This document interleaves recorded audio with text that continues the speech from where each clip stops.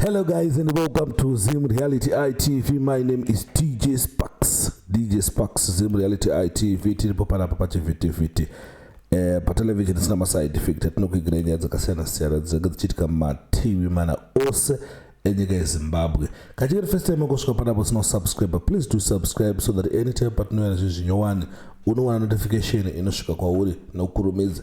Nyandire panapa inyaya ya Apostle Talent Chiwenga vanga vachidhisa Andyby, vanga vachidhisa ndimi dzinotaurwa kupostori. Sande video nere panapa inoda kuti muone guys, then mumakomenda kuti maruna sei zvinomeka sense zvekutaurwa na Apostle kana kuti kungodhisawo. You know Apostle sometimes vakada kutanga kuseka munhu vanoseka zvimashua.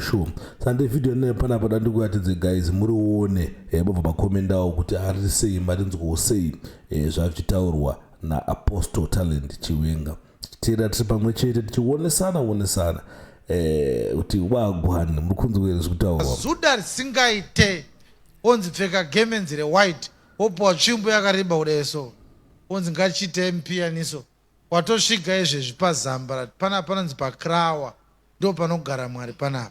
Unogona kutosvika pakuchererwa uchitogerwa musoro uchifamba uine chitsvimbo checha chemushenjere. Ini ndinozviziva, ndine hama dziriko izvezvi, vazhinji vacho havatomboda kutaura neni, asi unozviona kuti mamwe machechi ukanyatsoatarisisawo, ukaatarisisa uine shungu, unozviona kuti Satani ane utsinye. I realize the devil is very cruel. Do you know that there are certain churches that attract dandaheads? Have you realized that? Same generation.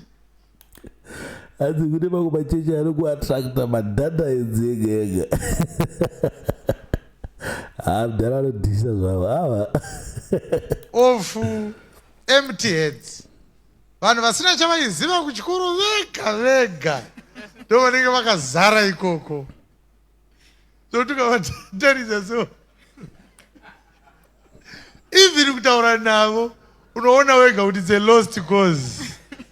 Kana vatomboungana kudairega ivaswere ipapapa, at least havazobata vanhu huro mumabhiriji.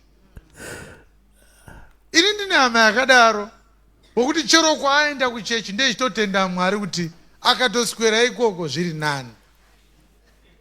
Dai angowana kukuswera akangomirirawo zvake mazuva ake ndo zvingatomubatsira. Pozi tikamushayiwa ratori dambudziko futi. At least tikanga tiziva kuti Saturday gega anenge akapfunya chisero pakati. Everyone is set and settled. There are certain churches that attract empty heads all in all. Kubva kumukuru wesowe racho kusvikira kune muimbiri vana vemuSamaria vacho vese. Ukavatarisa zviso zvavo so unongoona kuti hai ndo anga ari magroup D kuchikoro iwa nemaspecial class.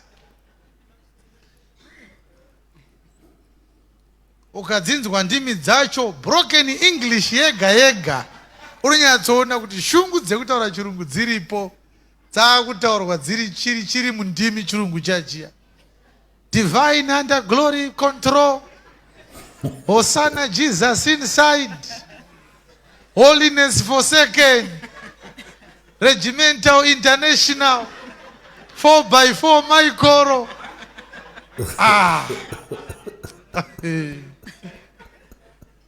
Inyu ventures yamakafuire grade 5. Tokerei kuchikoro mutaure chirungu chiri correct. Kuchikidzira vanhu kuti muri kutaura ndimi izvo muri kuda kudzidzira chirungu, maakuisa mweya mutsvene muchirungu. Chinzwa chirungu chacho mabudiro achiri kuita. Kinatsiyo Hosana mambo kusvikira munhu akuzviti Madzibaba Andyby unonyatsoona kuti idhandahead remhande pamusoro.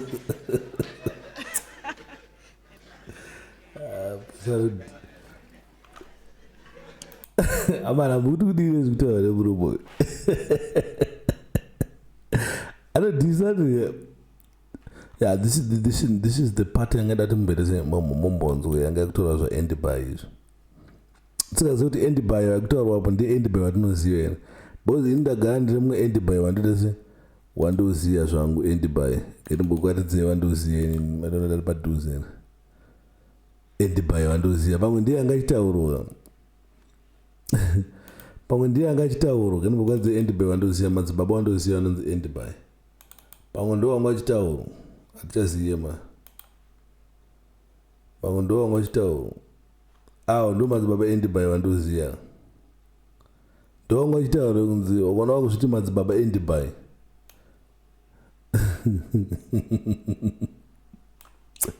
Adzipesi dzodhisa idzi ketikondinge nevidhio redu.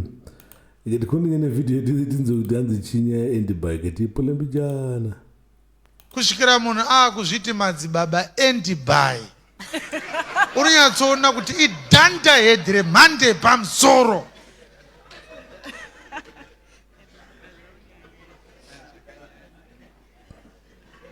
Kuti Andyby kuti iko ko kudzokera kuchikoro kwenga night school dziri kowani. Chino munhu akazviti madzibaba Andyby munobatsira muchitangira pari. Chibaba chinonyomba ichi. Chibaba chinonyomba. Tongoti Mwari ngaakubatsire. Ina handikukwanise. Ndakuenda kumba unorara. That's why I said the devil is cruel. Everyone who find the church of their own degeneration at your own level of stupidity, there is always an heretic who convinces you. Guys, zvakaoma zvandirimboona zvangu. Right, guys, ndisina zvekutaura. Thank you guys for watching. Thanks for supporting Zim Reality ITV. Always remember that fear not, sin not, whether you like it or not. The truth is the truth. And guys, don't forget to follow Jesus Christ. Saishena mponeso upenyo wako. Zviri important izvozvo. Guys, vakakosha kana pachinge pane team ida kuzomarketa zvinhu zvayo, ida kumarketa mabusiness awo pana paZim Reality ITV. Wakasununguka kutibata anytime any minute. Tinenge tiri available. Tinenge tiripo tite business. We are open for business. TJ Sparks is open for business. Tiri open for business, guys. Kana pachinge panoda kuzoitawo business nesu wada kufeature pana mamwe shows akasiyana siyana. Tine dialogue with DJ Sparks, then tine Zim podcast. Kana kuona kuti naumeso advert yangu pama programs wayo. Makasununguka kutibata, guys. Panamba dzedu dzinobuda pa screen apo dzanganzi 0774 045235 ndidzo namba dzatinobatika idzodzo. So guys, thank you very much for supporting. I'm out.